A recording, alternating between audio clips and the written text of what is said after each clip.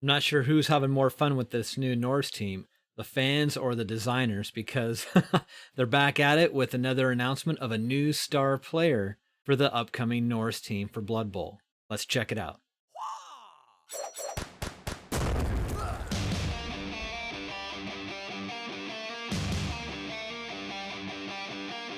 Hi, I'm John, and welcome back to Dice Paper Miniatures. In today's new Blood Bowl article, they're featuring another star player for the new upcoming Norse team. This one is Ivar Eriksson. So let's check it out. All right, so it begins with, we've only just revealed the Norse Rampagers, the latest and drunkest Blood Bowl team to hit the Astral Granite. All right, no shame there. But the Norskins aren't just a bunch of mead-swilling hooligans. I mean, nothing wrong with that. Sometimes they even turn up to play, and when they do, it's usually with the undisputed star of the Northern Leagues, Ivar Eriksson. Pretty cool looking model. Again, kind of like the previous star player we saw. I think it was just last week. Looks like it fits in the team, but definitely some stylistic differences in the design, but that tends to happen a little bit with one, not just with star players, but I think it's also just maybe a natural characteristic of the different studios between the Games Workshop studios and the Forge World studios. I think that's true. But still enough visual cues to tie it into the new Norse team. All right, let's keep going. So he's defined as strong, fast, and agile. Eriksson is the complete package. He's a dashing blitzer who can block, tackle, and guard. Dashing? I don't know. That face looks like something only a mother could love, but hey, who am I to judge? All right. So, adding crucial punch and muscle to the Norskins' already mighty front line. Cool, cool. And with his infectious grin and flowing blonde locks, he's perhaps one of the more aesthetically pleasing star players to grace Nuffle's sacred gridiron. I guess beauty is in the eye of the beholder. All right. Cool model. And maybe it's just the paint job, but he looks a little more derpy than dashing. All right. On top of all that, Eriksson's got some serious leadership skills. The Raiding Party. That's a cool name. Okay, so the Raiding Party special rule allows him to quarterback his team. Okay. Ignoring tackle zones to shunt key personnel to where they're most needed. You may even find him giving orders to the adorable beer boar in order to help it deliver its life-giving consignment of booze. Wow. I dig that they're all in on this whole beer theme.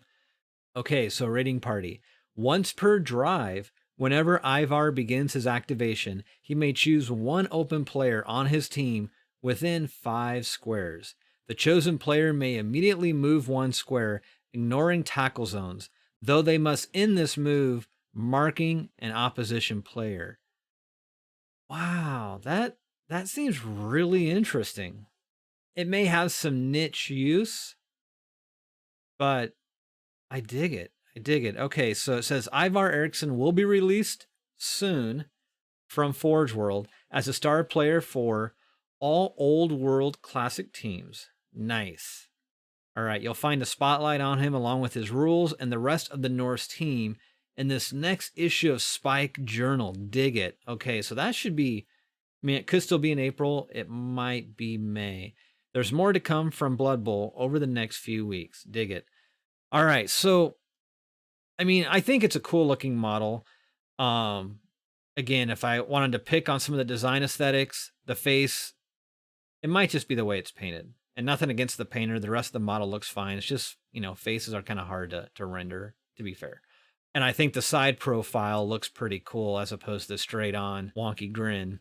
The pant design, if you will, is a little confusing. I can't tell if that's fur or if that's like scale mail. It's probably meant to be fur, I think, but that's the one little bit of like design aesthetic that seems to be a little inconsistent with some of the other pieces in the team. Otherwise, it's not very dynamic, but he's definitely like, he's copping a pose here, and that's fine. Yeah, I dig the model. I hope he plays even half as good as Griff would be amazing. But yeah, block, tackle, and guard. That's pretty rad. So Griff has dodge. Griff doesn't have tackle, and I don't think Griff has guard. Of course, he's got like sure hands and sprint and like everything else. That's like amazing. So I guess we'll find out if he's as good or at least close to as good as Griff. I'm all on board for this model if he is. But this will be tough because now there's potentially two solid star players. The Yeti is likely going to be nothing different than what we'd expect from a Yeti. I don't think they'd have changed his rules, but then again, they did kind of change the rules for the Norse team. So maybe the Yeti's a little different. There is an article for the Yeti. You may have to go back and search for that to see if they put his stats and his abilities on that. But I'm assuming it's not much different. So the point being is you have 2-star players, a pretty cool large monster, and points may be a little tight to try to get some of these models that, you'd want to get a chance to play with on your team. So maybe you don't do the star players for normal league play, but maybe for tournament play, depending on where they land on the tier system. Maybe you'll have enough gold to afford some of these unique players just to have some fun. But I'd like to know your thoughts on this new model for the Norse team. What do you think? Do you think it's worth it? What do you think of the looks of it? Granted, we don't know what his abilities truly are just yet or his stats, but this one ability rating party, I think, has a lot of potential. So depending on what he costs, we'll find that out. It may be worth it. It may not be. But again, what are your thoughts on this? Comment below. Otherwise, if you haven't yet and you enjoyed this content, please consider subscribing and hitting that notification bell. It helps with the growth of the channel and it's greatly appreciated. Well, as always, I hope you're doing well. Be safe, take care, and I'll see you all again soon. Bye-bye.